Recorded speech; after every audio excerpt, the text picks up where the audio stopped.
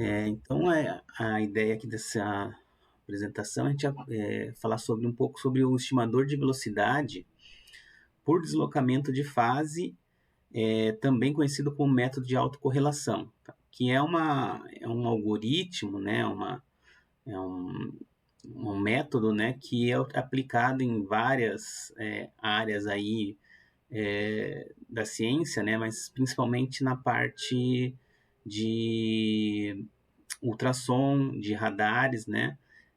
Radares aí tanto da parte meteorológica como também da radar da parte militar, né? Pode ser aplicado esse tipo de estimador ou algoritmo, né? Mas o nosso foco aqui vai ser na área de ultrassom.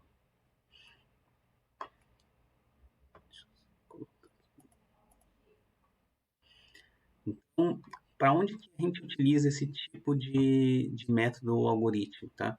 No caso de ultrassom, ele é bastante aplicado dentro da parte de escoamentos industriais, né?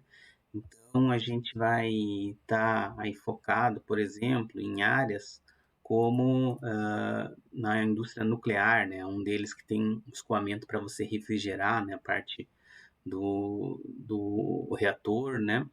Você também tem na indústria de extração de petróleo, refinamento, você tem escoamentos, indústria de alimentos também tem escoamentos, né? Então, tem vários tipos de aplicações, né? Então, tudo que você tem tubulação que está passando algum tipo de líquido, você vai ter esse tipo de aplicação. Por exemplo, as indústrias de saneamento também básico, né? Podem estar utilizando. Então, eles vão estar utilizando medidores de vazão, principalmente, ou a ideia deles é achar a velocidade do líquido, né? Então, em todas essas aplicações aí, você vai ter esse tipo de demanda, de necessidade, né? Dentre outras áreas que a gente também pode citar, que é na parte ambiental, às vezes você medir a velocidade de um rio, né? Ou às vezes de numa hidrelétrica, né? Na tubulação de uma hidrelétrica. Então tem, assim, a quantidade de aplicações é muito grande, né?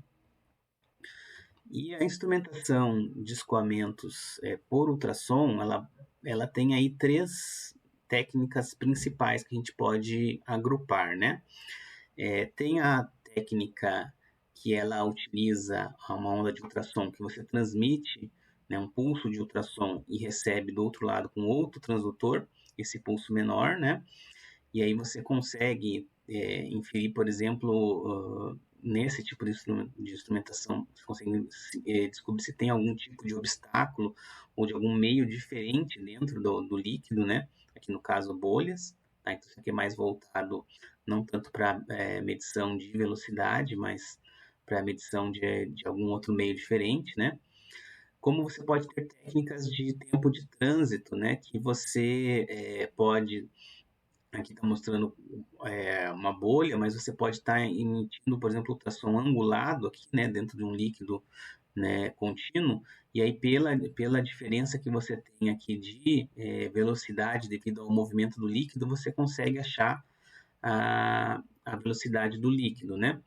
Então, é uma outra técnica, né? Mas o que a gente está mais focado aqui é a técnica que usa o efeito Doppler, que você manda um sinal de ultrassom e ele sofre um efeito Doppler devido a partículas ou outros meios refletores que estão, por exemplo, pode ser bolhas também, que estão no correndo aqui dentro do líquido, da tubulação, e esse efeito que esses refletores fazem, a gente utiliza para encontrar a velocidade deles, ou seja, o efeito Doppler vai estar relacionado à velocidade, né? Que vem lá da física, né? A vantagem da técnica de ultrassom, principalmente essa que utiliza o efeito Doppler, né, é que ela não é intrusiva e nem invasiva. Você pode instalar o teu sensor fora da tua tubulação, tá? Isso faz com que ela seja fácil de você instalar e também de fazer manutenção. Algumas outras técnicas para medir a velocidade do líquido, elas dependem de você instalar sensores dentro da tubulação, né? Em algumas tubulações, às vezes, tem pressões muito elevadas, né? E se torna bem complexo você furar ela, tá? Porque pode escapar ali a pressão do líquido, né? Além disso, o ultrassom ele pode ser aplicado a líquidos que são opacos, né, do ponto de vista óptico. Então, por exemplo, técnicas, sensores ópticos, você poderia também utilizar para medir a velocidade por efeito Doppler. Mas se for um líquido, por exemplo, petróleo, você já não vai conseguir porque esse líquido ele é muito escuro, né? E ela apresenta aí uma boa resolução temporal espacial de velocidade, que a gente vai ver mais para frente, e é uma técnica robusta e tem um custo moderado, né?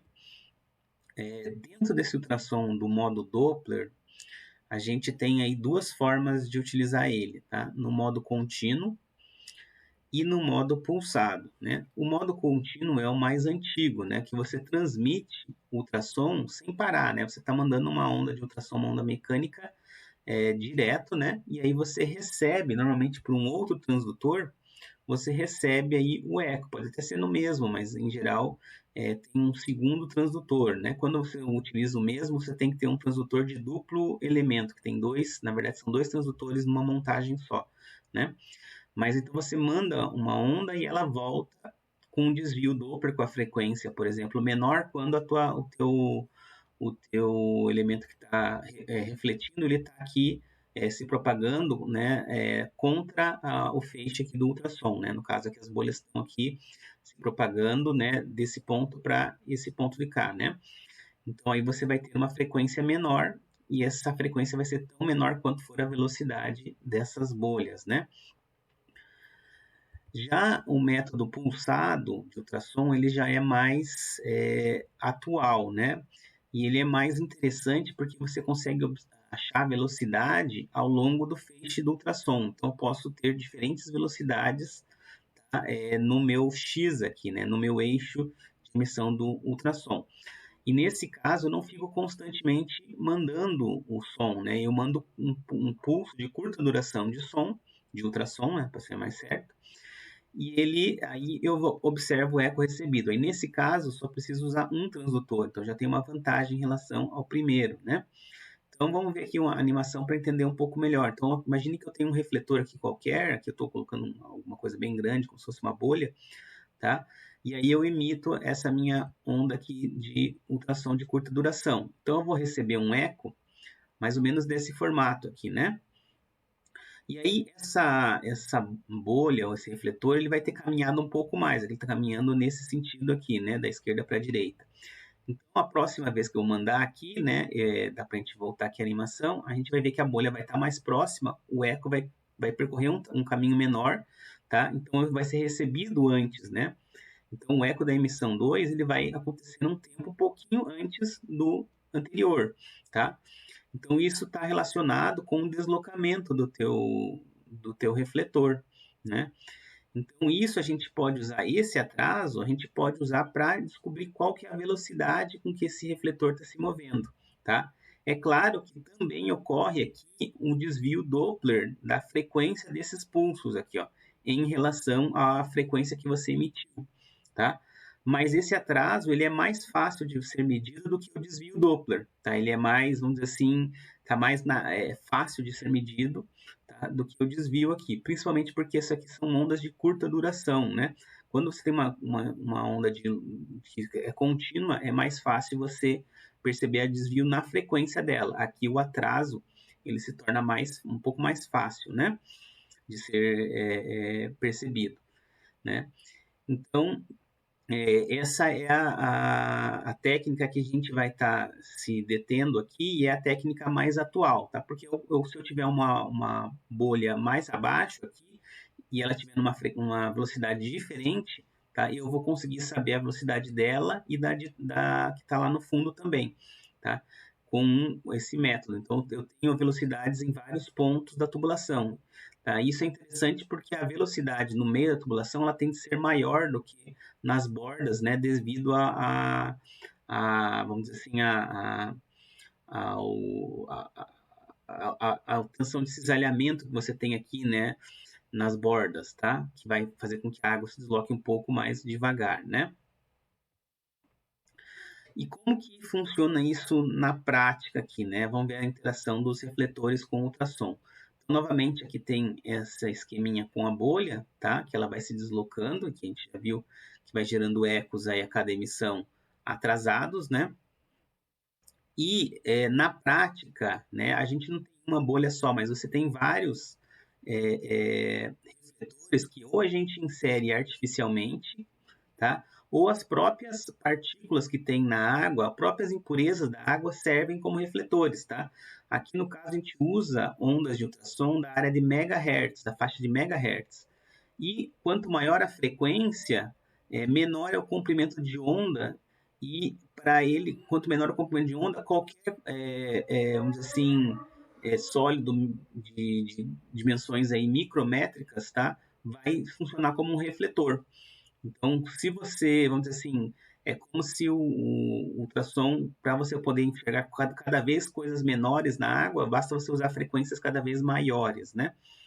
Então, aí, se você tem partículas, várias partículas distribuídas, tá? O que você vai ter aqui em cada emissão é um sinal desse jeito, ou seja, os ecos das N partículas aqui, elas vão se misturar e vão ficar um sinal, né, dessa forma. Mas se você olhar aqui, por exemplo, pegar numa partícula, você vai ver que existe aqui um sinal, que ele tem um atraso, que ele é devido a uma única partícula, tá? Então, aí você consegue observar isso aqui, né? E aqui, como eu estava falando, se você pegar aqui, isso aqui seria a profundidade ou o tempo também, né? Que leva para percorrer o eco de ultrassom. Se você pegar aqui só nesse ponto, você vai ter a velocidade aqui nesse intervalo aqui dessa região, né?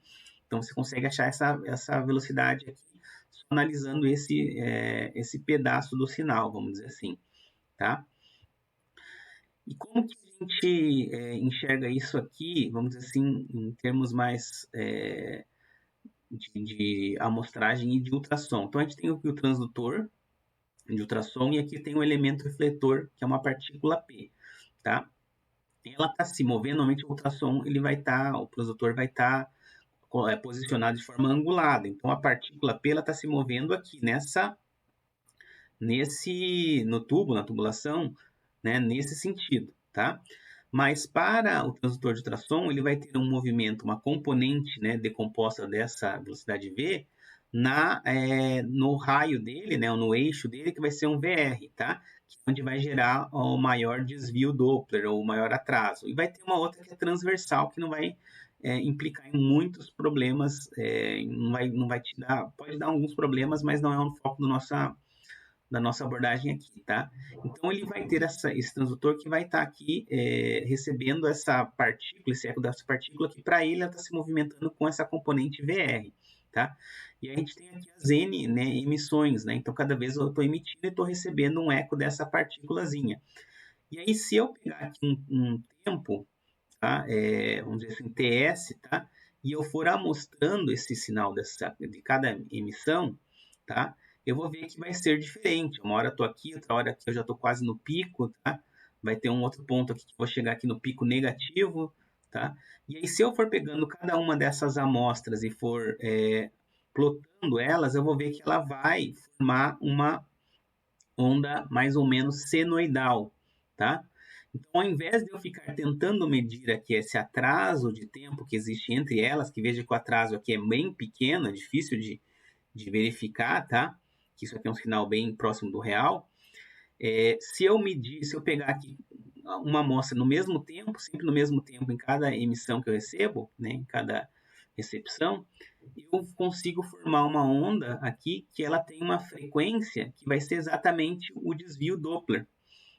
Então, ela vai ter a mesma característica, vai estar na mesma frequência do desvio Doppler que essa partícula, né, está causando, que vai estar relacionado com essa componente VR, tá? De que forma que está relacionado? Através dessa equação aqui de baixo, né, que a velocidade do som, né, vezes a frequência Doppler, divididos por 2, vezes a frequência aí de emissão do pulso de ultrassom, ela me dá a componente VR da minha partícula, né? Então, a frequência do sinal mostrado em TS a cada emissão é proporcional à componente da velocidade da partícula no eixo do transdutor, tá? Depois a gente pode ver isso aqui, como que encontra essa equação. Eu tenho aqui um arquivo, que é a PS de Doppler, que ele mostra de onde sai essa equação, tá? Bom, sabendo aí o modelo, né, de como que funciona a interação do ultrassom, né, e dentro do que a gente está estudando é o ultrassom pulsado, como que é o diagrama em blocos, né, uma visão geral aí de um equipamento que faz a estimação de velocidade por ultrassom através do ultrassom pulsado, tá?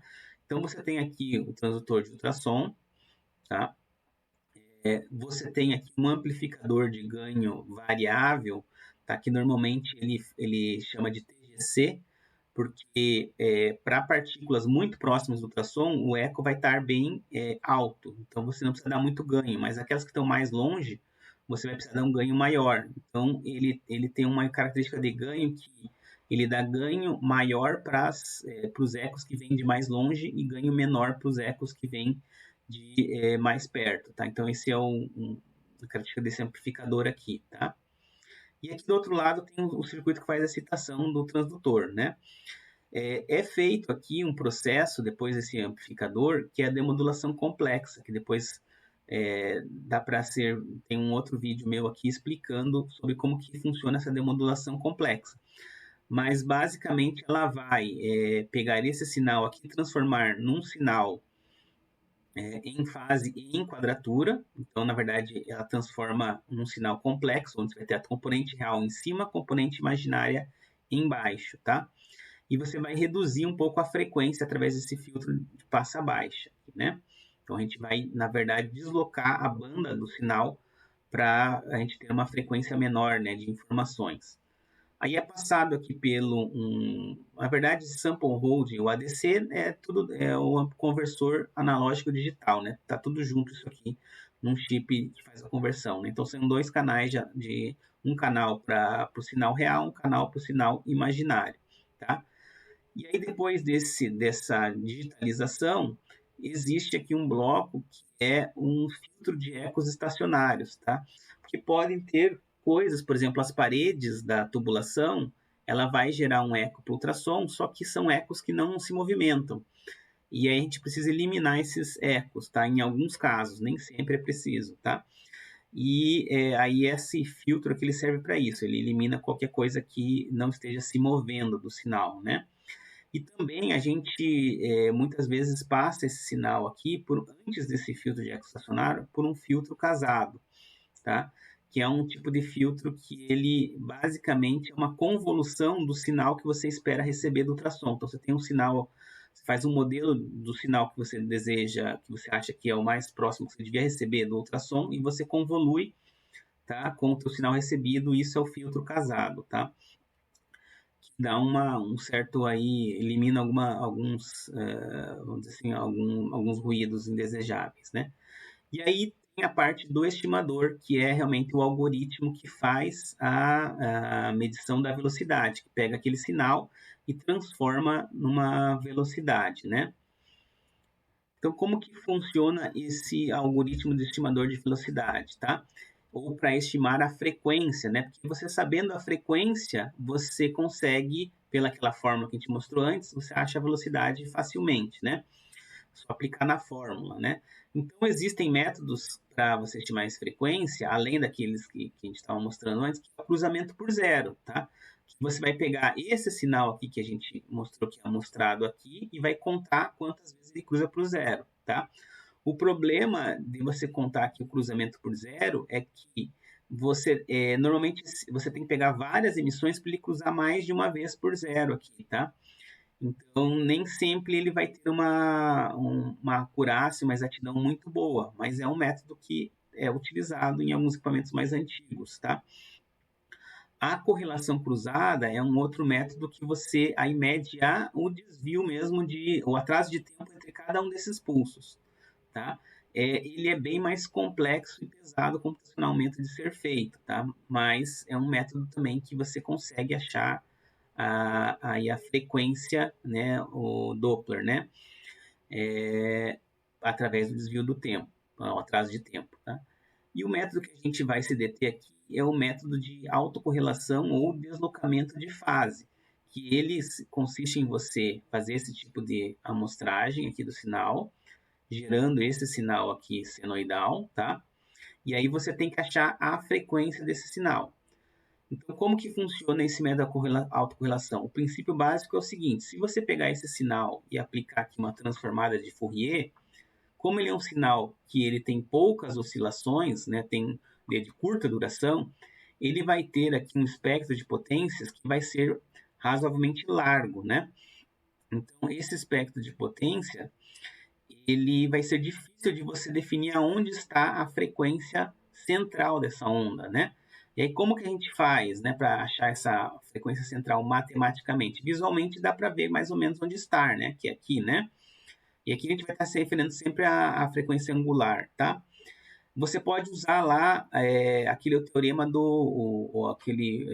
um primeiro momento, né, ou a média de uma variável aleatória, tá? Que da estatística ele tem essa fórmula aqui. Se você pegar o ômega e multiplicar pelo espectro de potências, tá? Ou pelo P de ômega e fizer a integral, e depois dividir pela integral só do P de ômega, tá? Isso aqui vai resultar exatamente esse W aqui, que é o ponto central da frequência desse espectro, tá? Então, esse é o método que utiliza, né, que é baseado em autocorrelação ou deslocamento de fase, tá? O problema é que para esse método aqui você precisa aplicar a transformada de Fourier, que não é um cálculo simples de ser feito isso. Porém, existe um jeito de a gente fugir desse cálculo da transformada de Fourier, que é pesado também computacionalmente, né? Então, aqui estou pegando aqui novamente esse algoritmo para achar a frequência angular, né? E como que eu posso achar isso aqui sem recorrer a um espectro de potências, tá? Aí eu tenho que lembrar o seguinte: existe um teorema de Wiener-Kirchner que ele relaciona o espectro de potência à autocorrelação do sinal, tá? Então a autocorrelação no tempo tal aí, ele, né, que é o atraso, né, ele é a somatória de menos infinito a mais infinito do espectro de potências e na j ômega tal derivada de ômega, tá? Isso aqui é mais fácil de calcular porque ele é feito no tempo, tá? A autocorrelação do que você tem que fazer a transformada de Fourier. Fora que computacionalmente também é mais rápido de você fazer dessa forma, né? Mas como que eu, com a autocorrelação, consigo chegar nessa fórmula de cima? Então, a gente tem que ver que se a gente manipular essa fórmula aqui, a gente consegue fazer aparecer esses termos do numerador e do denominador. De que maneira? Se eu obter a autocorrelação de zero, o que é a autocorrelação de zero? É quando você pega o mesmo sinal, né, e multiplica por ele mesmo, né, multiplica e soma por ele mesmo, né, basicamente é isso, né. Então, seria aplicar aqui o tal igual a zero, você vai ter e na j ômega zero aqui, né, isso aqui, e na j ômega zero é 1, né, elevado a zero vai ser 1, então você vai ter, se você fizer a autocorrelação de zero, tá, com um atraso zero no sinal, você vai ter exatamente aqui a parte de baixo do denominador. Então, já tenho algo que eu consigo calcular, tá? É uma parte da fórmula. Como que eu chego na parte de cima? É um pouco mais complicado. Eu preciso aplicar a derivada da função de autocorrelação em relação ao tal, tá? Aplicando a derivada, vai acontecer o quê? O j aqui vai ser multiplicando e o resto repete, tá? Aí aqui eu tento novamente aqui substituir o tal por zero, tá? Então, a derivada no ponto zero, eu vou ter aqui o e na j ômega zero é 1, né? E aí eu vou ter como resultado, a derivada aí da autocorrelação vai ser j ômega p de ômega d de ômega, né? Então, já está aqui mais próximo do que tem aqui, né? Só tem um j aqui no meio, né? Atrapalhando, tá? Mas já temos quase ali o numerador, tá? Então, resumindo aqui, né, combinando essas duas equações, eu vou ter que essa frequência angular estimada é igual a menos o j, que faltou um menuzinho aqui, né? Menos jd de r por zero e r de zero aqui, né?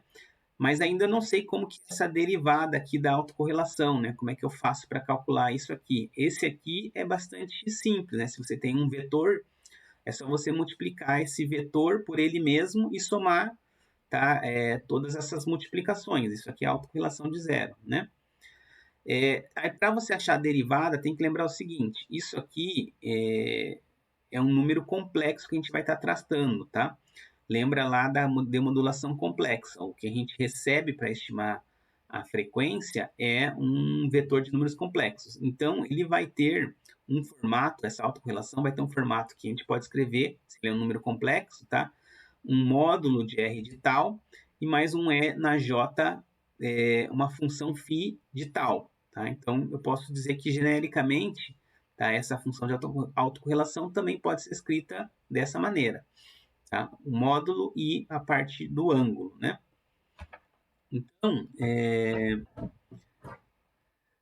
fazendo a derivada daí pensando nessa fórmula aqui, nesse modelo aqui, tá?